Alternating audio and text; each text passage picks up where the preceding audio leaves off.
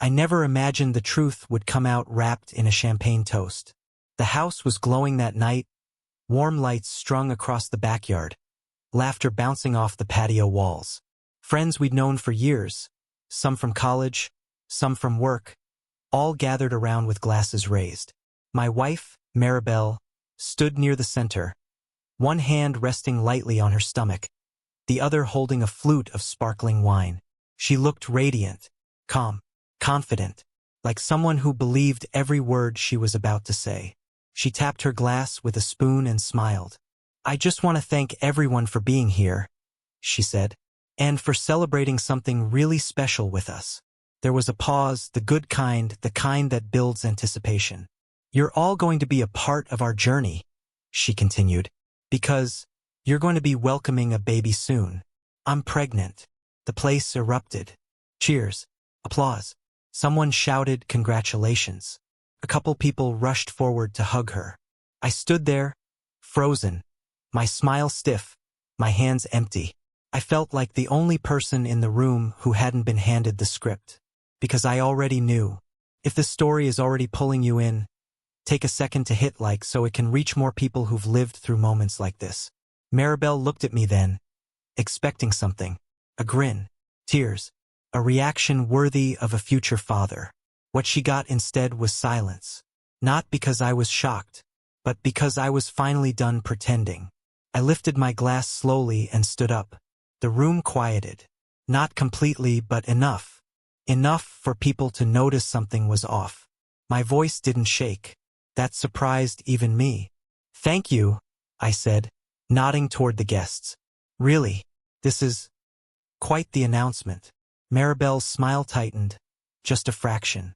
I continued, "there's just one small correction that needs to be made." A few confused laughs rippled through the crowd. "You're congratulating the wrong man," I said calmly. "You should be congratulating Rowan Hale, Emily's husband." The silence that followed wasn't empty. It was heavy.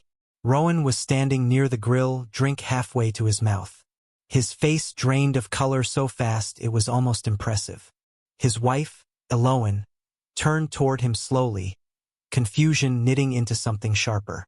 "What did he just say?" someone whispered. Maribel stared at me like I'd spoken another language. "What are you doing?" she hissed under her breath. I didn't answer her. I didn't need to. I looked straight at Rowan. "You didn't think this would stay buried forever, did you?" He opened his mouth, closed it, looked at Eloan, then back at me. No words came out.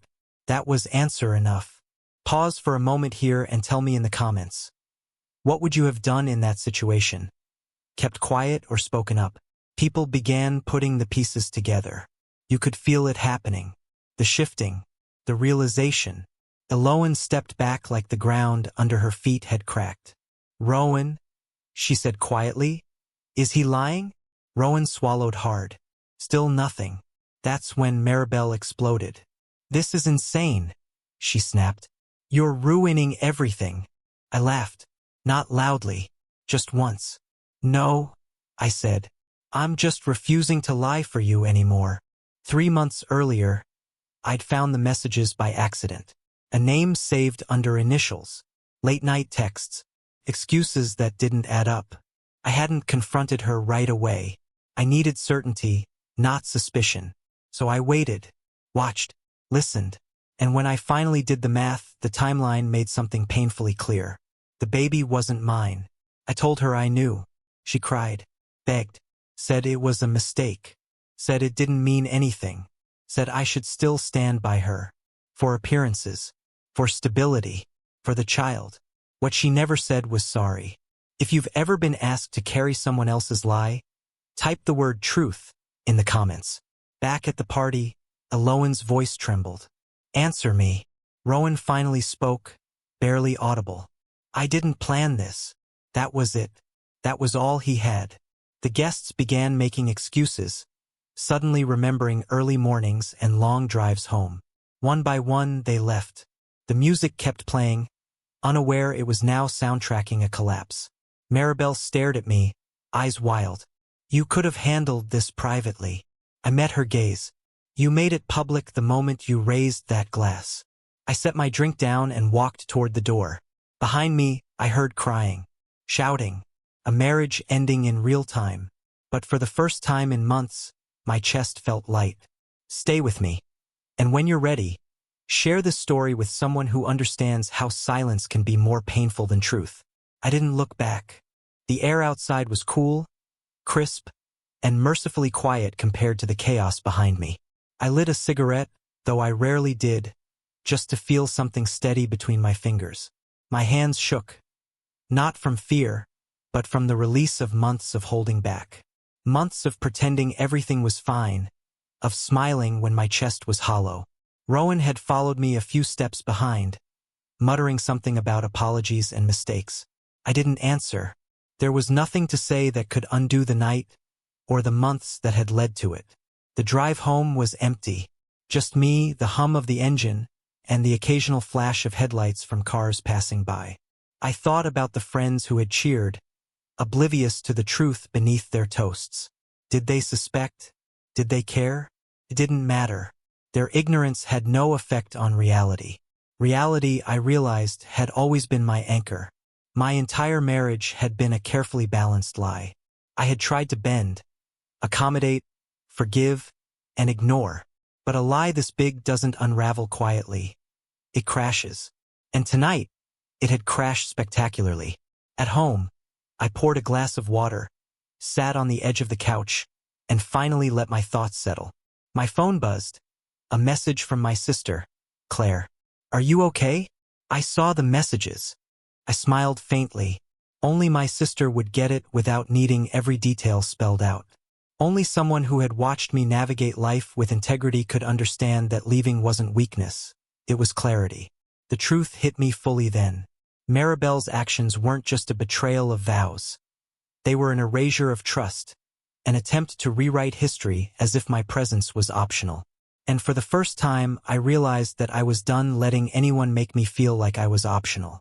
I leaned back and closed my eyes. The relief was strange, bittersweet, but real. I had survived deception. I had survived public humiliation. And most importantly, I had survived the illusion that love could exist without honesty. A week passed. Friends who had cheered the toast started drifting back into our lives, some cautiously, some pretending nothing had happened. Rowan avoided me entirely, while Aloan tried timid conversations that ended with awkward silences.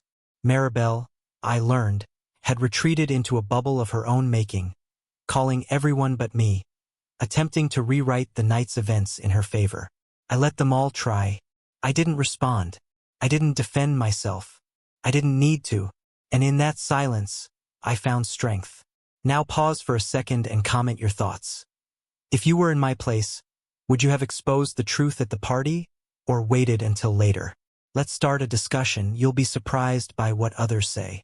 By the second week, I had begun reclaiming small parts of my life.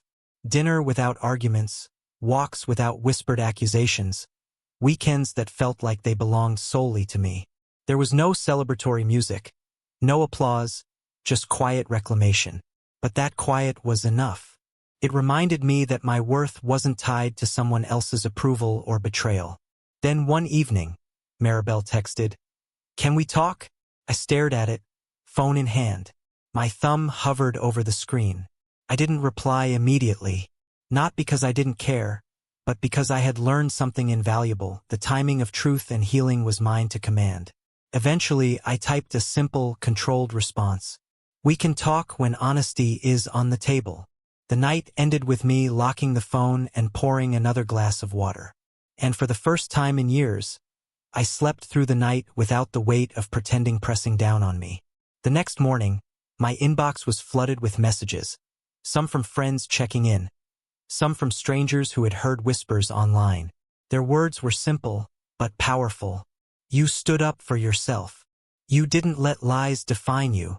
You reclaimed your life. It was then I realized something else. The story didn't just belong to me. It belonged to anyone who had ever been forced to smile through betrayal, anyone who had been expected to swallow lies, anyone who had been told silence was better than confrontation. Take a moment and like this story to ensure others who faced betrayal or deception see it too. It could give them the clarity they need. Weeks later, I met Rowan and Aloan again. Not at a party, not at a gathering, but in the neutral light of a coffee shop. They avoided eye contact, nervous and small. Maribel wasn't there, but the echo of that night hung in every movement, every hesitant smile. I said nothing about what had happened at the party. I didn't need to. The truth was no longer my burden to explain. It had already spoken for itself. And as I left the cafe, I made a promise to myself. No more lies, no more pretending. If life handed me deception again, I would face it early, firmly, and without compromise. Because truth, however painful, was worth more than the shallow comfort of appearances. Finally, subscribe for more stories where truth and courage define the path forward, and comment below. If someone betrayed you publicly, how did you react? Share your experiences. Let's create a community of honesty and accountability. And of course, don't forget to like this story for the ones who need it most.